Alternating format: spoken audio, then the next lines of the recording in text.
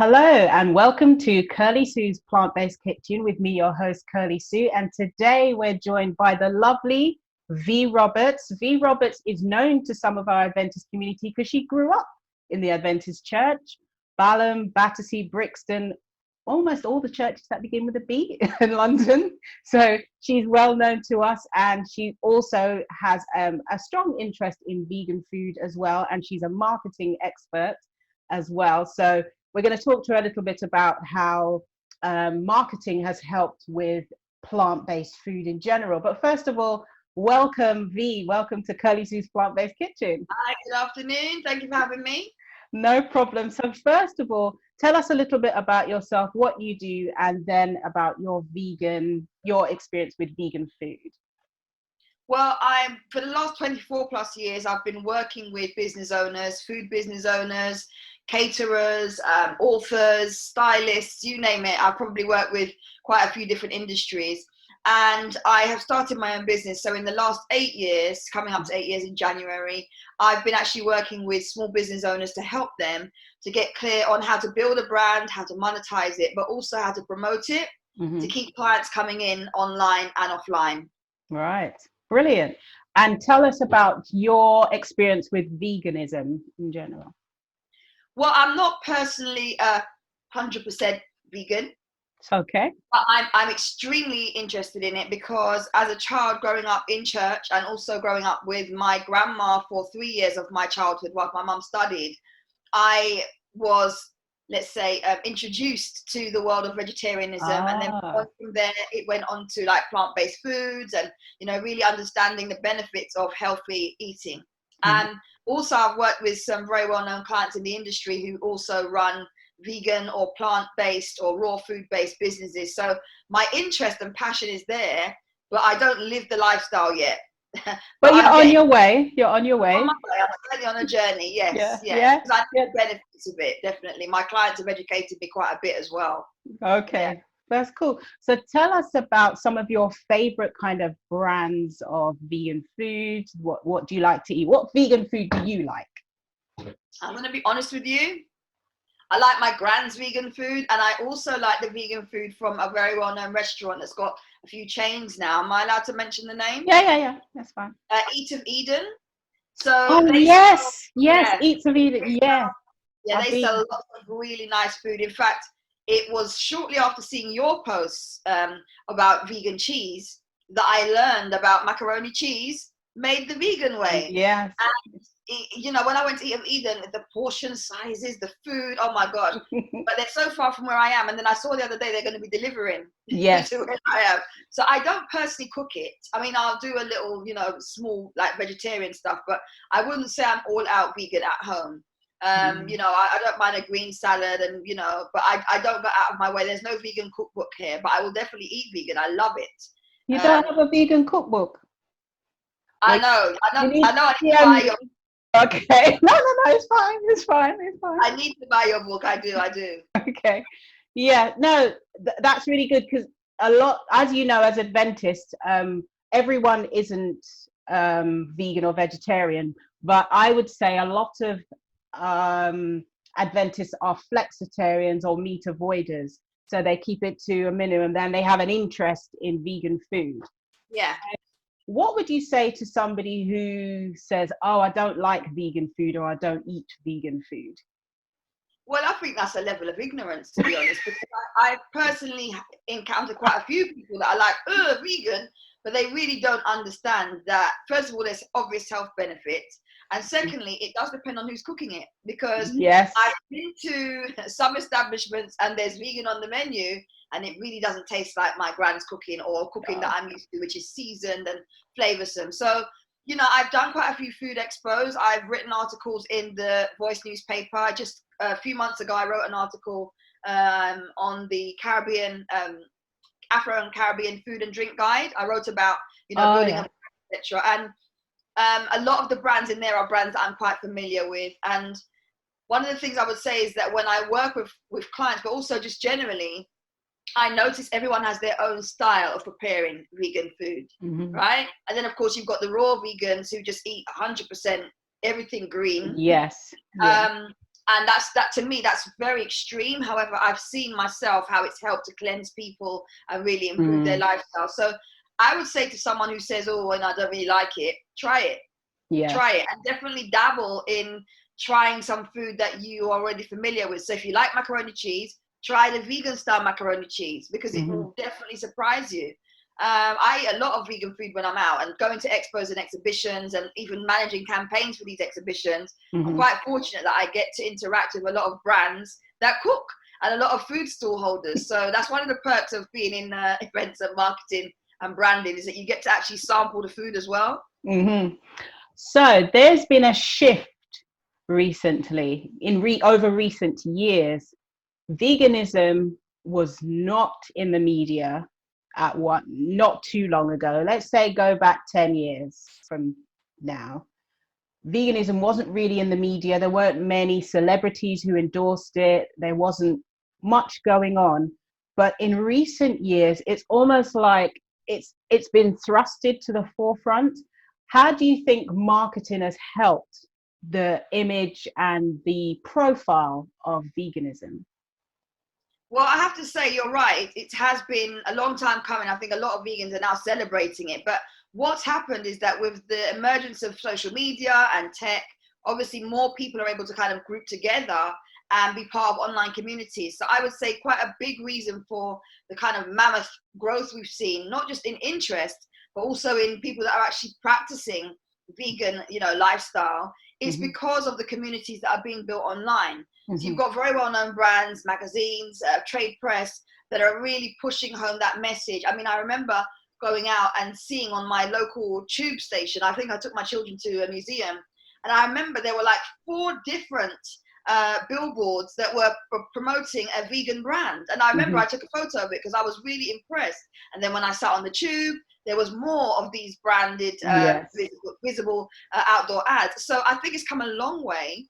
And I think part of the success for that is that a lot more of the brands are exploring different ways of engaging and connecting with people online and offline. So offline, you've got your outdoor ads, you've got your newspaper ads. You can pick up a Metro newspaper or a Guardian newspaper, and there's an ad in there. You can go to Tesco's, there's a billboard there. They're doing offline sampling. You can taste a little bit of the food. But mainly online, there has definitely been a big push.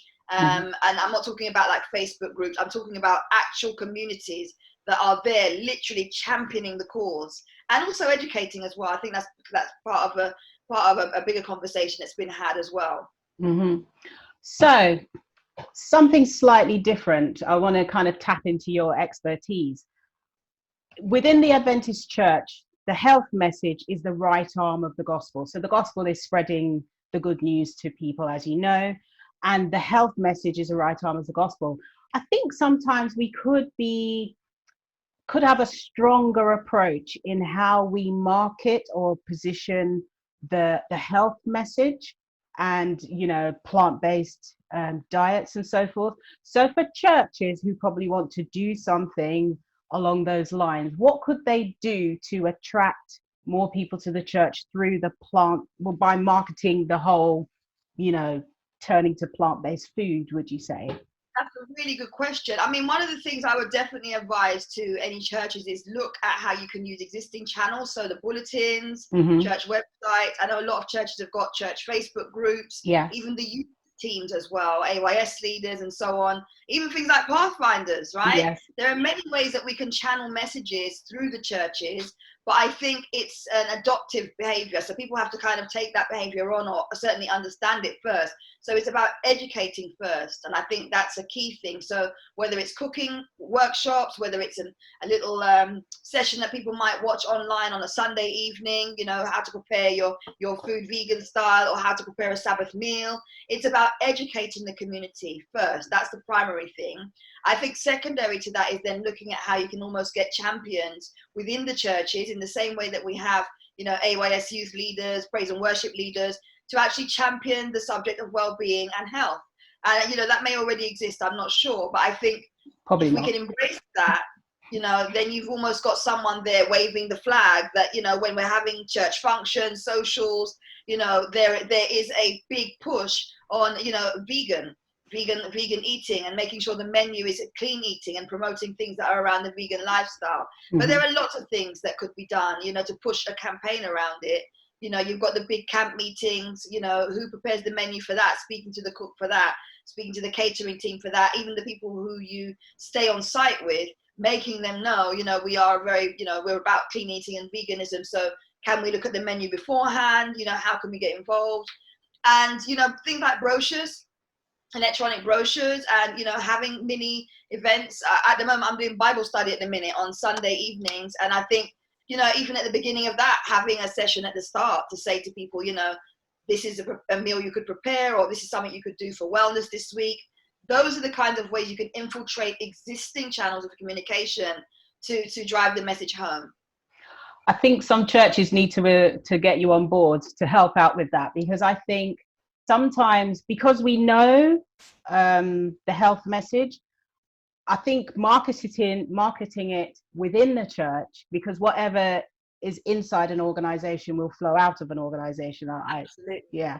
But I think what we need help with as a church is when we're marketing it to people outside our church about what we believe is a healthy way to eat. I think that sometimes we need a bit of help with that. So when they're putting on these big campaigns where they'll bring in some big speaker from America and say it's so and so, you know, whoever's coming in to speak, which is great, it's fine, it's a good message, but I really just think the marketing of the plant-based diet and the healthy eating and so forth, like the New Start, nutrition, exercise, water, sunlight, temperance, air, rest, and trusting God, all of that, I think that's sometimes where it could be a lot stronger, would you say? Yeah, definitely. And I feel like there's a campaign almost from the inside out, as you said, an internal campaign, which is something that I did a lot of when I first started in my work as an employee for big organizations, telecoms giants, you know, healthcare, etc.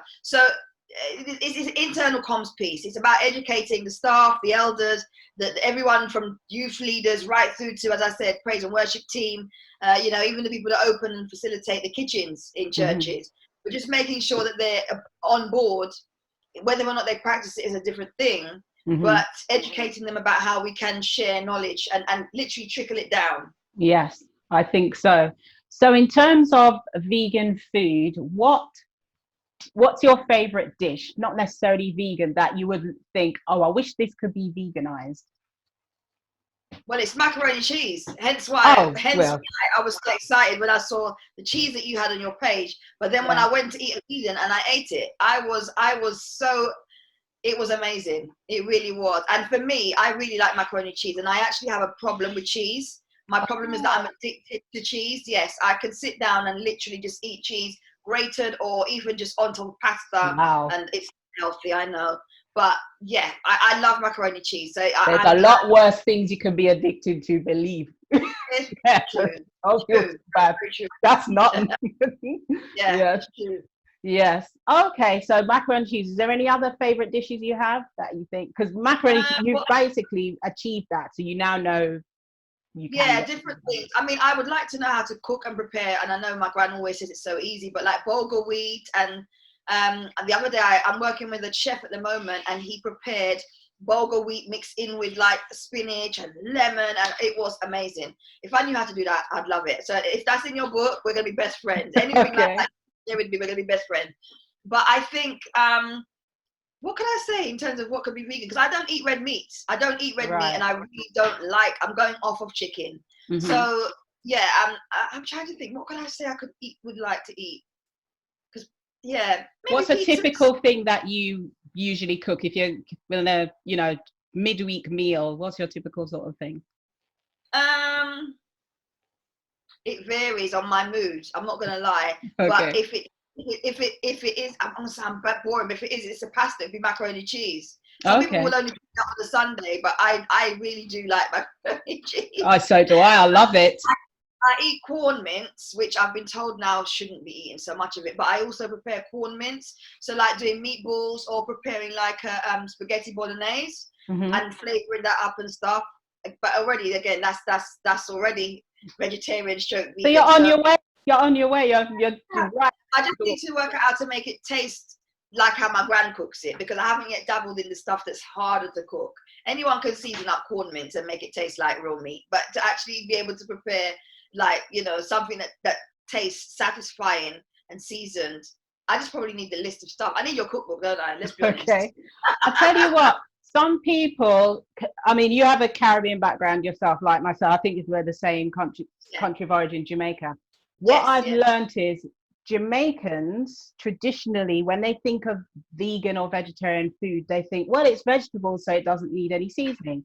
Yeah, so it does. So I was, I had years ago, I had my birthday party at a Caribbean restaurant, and the lady who was the head chef was going to make a vegan dish, and she said, okay, so she was kind of talking me through the recipe, and I said, can I just make a suggestion? I said, in order to make this taste good, almost the exact same seasonings that you would put if it was meat, put the same in the veg dish. And she said, oh, and when she did it, it was spot on. Because I like to use wet seasoning. So when you have the garlic, all of that, the garlic, the scallion, all of that, I try to use wet seasoning, and it just gives it such a lovely flavor. There's a video for wet seasoning on my YouTube channel, because I kind of rediscovered it by accident, because when I go to Jamaica, they say dry bottle seasoning, and I thought, why do they call it that? Because we have wet seasoning, which is much healthier, much better for you. And I learned how to make it from a friend of mine, Rachel, who's actually Trinidadian, and she showed me her version, which is actually not that different to the Jamaican version. And also there's two guys who are of Jamaican descent called Original Flavor, Sean and Craig McAnuff.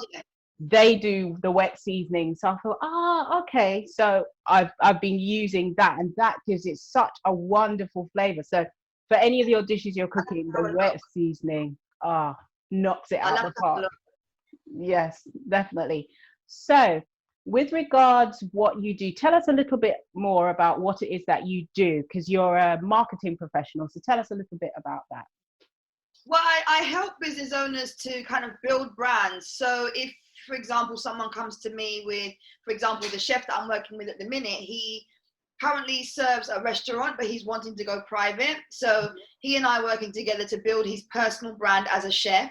He's also bringing out a hot sauce.